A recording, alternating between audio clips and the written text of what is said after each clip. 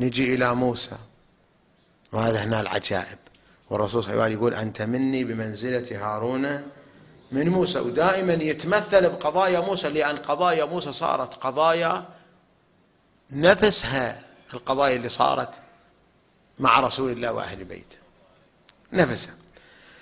لهذا تشوف فرعون مصر أراد أن يستعبد بني إسرائيل، أراد يستعبدهم، يبي يذلهم، فقام يأخذ رجالهم يستخدمهم لبنيان الإهرامات. وتشوف الآن مختلفين في بنيان الإهرامات، يقول بنوه الفراعنة، والصحيح اللي هالصخور هذه وهالبناء هذه وارد عن المعصومين في بناء المصريين للفراعنة، البنيان الشامخ، أي بناء شامخ للفراعنة شلون بنوه هم المصري بني إسرائيل بنوه، لكن شلون بنوه؟ أمرهم أن يحملوا الصخور ما يقدرون، وكل واحد منهم عشان ما ينحاش رابطين في رجله سلسلة، وفي السلسلة كرة من الحديد عشان ما يقدر ينحاش، ما يقدر يهرب، وثقل الصخور وثقل هالسلاسل. فشكوا الحال لنبي الله موسى. هذه رواية موجودة في تفسير الإمام العسكري، وأي كتاب يتكلم عن ذكر رسول الله وأهل بيته تشوفه يجيب هالروايات هذه، راجعها. فشكوا الحال لنبي الله موسى، يا نبي الله احنا الصخور وهالسلاسل وهالثقل ما نقدر، وإذا الصخرة ما نقدر نحركها انصبوا علينا بالصياط والعذاب، شو نسوي؟ شلون نشيل هالصخور؟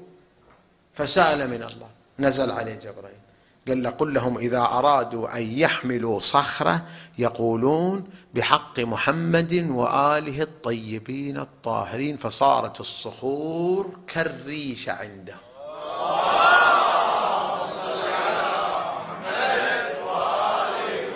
صارت عقول فرعون وأتباعه شلون ذولا يشيلون هالصخور الكبيرة عطنان، كل صخرة وزنها 5 طن وبعضها 4 طن، شلون يشيلونها؟ ويشوف 2 3 بس يقول بجاه محمد وآله طيب يشيلونها.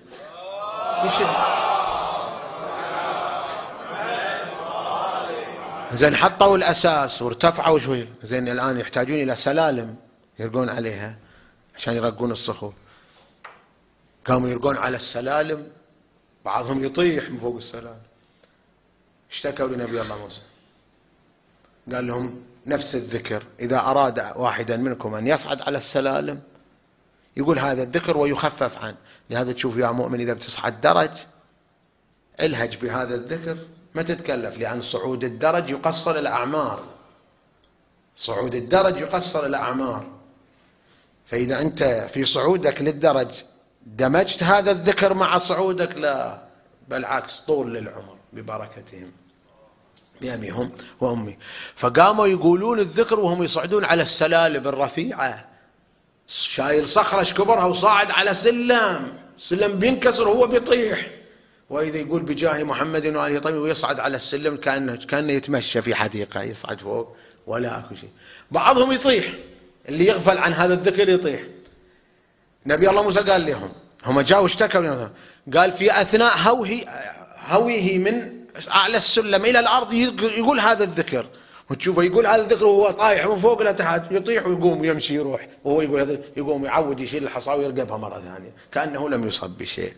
وشوف واحد احنا نطيح من عتبة واحدة، شوف ايش يصير فينا، وهذا يطيح من فوق السلم وسلاسل في رجله وكورة من الحديد وشايل حصاش ثقلها وهو طايح في الهواء بس يذكر رسول الله وأهل بيته.